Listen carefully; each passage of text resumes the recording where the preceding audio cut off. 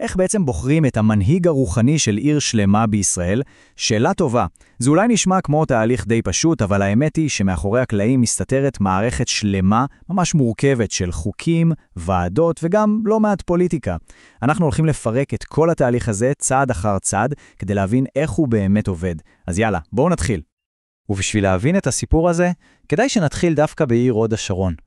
במשך 16 שנים, כן, 16 שנים, העיר הזאת פשוט התנהלה בלי רב עיר רשמי. זה המון זמן, והזמן הארוך הזה הוא בעצם רמז עבה למורכבות ולקשיים הפוליטיים שיכולים לעצור תהליך כזה. המספר הזה הוא לא סתם נתון יבש, הוא ממש נקודת הפתיחה שלנו. וזו בדיוק השאלה הגדולה שעומדת במרכז. איך אחרי כל כך הרבה זמן, עיר כמו הוד השרון סוף סוף בוחרת רב? המקרה שלהם ישמש אותנו ממש כדוגמה חיה כדי לפצח את השיטה. דרך הסיפור שלהם נראה איך החוקים והתקנות פוגשים את המציאות, את מה שקורה בשטח. אוקיי, אז שנייה לפני שנצלול חזרה לסיפור של הוד השרון, בואו קודם כל נבין את הבסיס. מהי בעצם המסגרת החוקית? מהם כללי המשחק שמכתיבים איך בוחרים רב עיר בישראל? אז קודם כל, מה זה בכלל רב עיר? התפקיד הזה הוא הרבה, אבל הרבה יותר מתפקיד סמלי. לפי החוק, רב עיר הוא הסמכות ההלכתית העליונה בעיר. זו דמות שמשפיעה באופן ישיר על החיים של כולנו.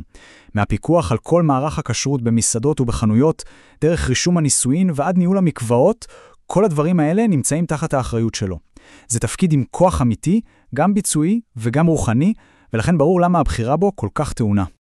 וחשוב להבין, לא כל אחד יכול פשוט להגיש מועמדות. ממש לא. יש תנאי סף מאוד ברורים ונוקשים. קודם כל, מועמד חייב להחזיק בתעודת כושר רשמית מהרבנות הראשית. כמובן, הוא צריך גם תעודת צמיחה לרבנות, והכי חשוב, עבר נקי לחלוטין. בערים גדולות יחסית, כמו הוד השרון, זו גם משרה מלאה ב100%. עכשיו, פה הסיפור מתחיל להיות באמת מעניין. מי בעצם בוחר את הרב? אז זהו שזו לא בחירה ציבורית שבה כל תושב הולך לקלפי. ממש לא. את הרב בוחר גוף יהודי, מצומצם למדי, שנקרא האסיפה הבוחרת. אז ממי מורכב הגוף המיוחד הזה? החוק יצר פה מבנה שנועד לאזן בין כוחות שונים. תראו, חצי מהגוף הבוחר מורכב מנציגים מקומיים נבחרים, כלומר חברי מועצת העיר ויושב ראש המועצה הדתית. החצי השני, כדי לאזן, מורכב מנציגי ציבור. הרעיון הוא לשלב בין הנציגות הפוליטית מקומית לבין כל רחב יותר מהקהילה. אבל, כמו שעוד רגע נראה, האיזון הזה הוא נקודה מאוד מאוד רגישה. וכאן יש נקודה ממש מפתיעה ואפילו די מודרנית בחוק הזה. התקנות מחייבות ייצוג מינימלי של 40% נשים מכלל חברי האסיפה הבוחרת. זו דרישה מפורשת שחור על גבי לבן, שנועדה להבטיח שיהיה כל נשים משמעותי בהליך הבחירה הזה. אוקיי, אז אחרי שהבנו את כללי המסגרת, בואו נחזור להוד השרון ונראה איך כל התיאוריה הזאת פוגשת את המציאות של עיר אחת ספציפית. המספרים של הוד השרון ממחישים את הכלל בצורה מושלמת. יש 17 חברי מועצת עיר, ועוד יושב ראש המועצה הדתית, שזה ביחד 18 נציגים מהצד המוניציפלי. וכדי לאזן אותם, ממנים בדיוק 18 נציגי ציבור, בסך הכל 36 אנשים. הגורל של התפקיד הרוחני הבכיר בעיר נמצא בידיים של 36 אנשים. ומה לגבי אותו חוק של 40% נשים שדיברנו עליו? גם כאן, הוד השרון עומדת בדרישה. 15 מתוך 36 חברי הגוף הבוחר הן נשים, שזה קצת פחות מ-42%.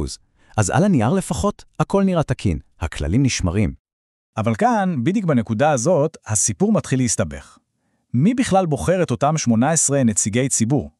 החוק קובע נוסחה שנראית מאוזנת. 2/3 ממונים על ידי השר לשירותי דת, ושליש אחד על ידי מועצת העיר. ולכאורה, שני הצדדים אמורים להתייעץ אחד עם השני, כדי ליצור שיתוף פעולה.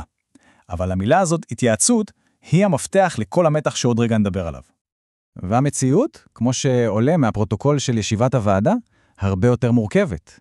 הנה ציטוט ישיר של חבר המועצה אייל כוכבה. הוא טוען שהתהליך היה פשוט אטום. לדבריו, חברי המועצה לא קיבלו שום תשובה לשאלה הכי בסיסית. מי בחר את הנציגים האלה ועל סמך מה? וזה בדיוק ממחיש את הפער העצום בין החוק הכתוב לבין החוויה בשטח. מצד אחד, יש חוק שמדבר על תהליך מסודר, על מינוי, על התייעצות.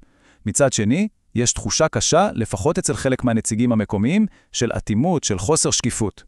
התחושה הזאת, שהחלטות חשובות מתקבלות מאחורי דלתיים סגורות, היא זו שמייצרת את כל החיכוך, עוד לפני שבכלל התחילו הבחירות. וזה מסביר למה תהליכים כאלה יכולים להתעכב במשך שנים. טוב, אז אחרי שהאספה הבוחרת סוף סוף נקבעה, למרות כל המחלקות, איך התהליך הזה מגיע לקו הסיום? בואו נסתכל על השלבים האחרונים. מכאן התהליך הוא די ישיר. 36 חברי האסיפה מצביעים בהצבעה חסאית, והמועמד שזוכה ברוב רגיל פשוט נבחר. לאחר מכן התוצאות עוברות שרשרת של אישורים בירוקרטיים. קודם כל השר לשירותי דת שמוציא כתב מינוי רשמי, ולבסוף לחותמת הסופית של הרבנות הראשית. ורק אז המינוי הופך לרשמי וסופי. אז כשמסתכלים על כל התהליך הזה, מהחוקים הכלליים ועד למתחים שראינו בהוד השרון, נשאלת שאלה. האם המערכת הזו היא בעצם מנגנון מתוחכם שנועד לאזן בין אינטרסים שונים, מקומיים, ארציים, פוליטיים ומקצועיים, או שאולי יכול להיות שהמורכבות הזאת היא בעצמה מתכון מובנה לחיכוכים ומחלוקות? זו שאלה שבהחלט שווה להמשיך ולחשוב עליה.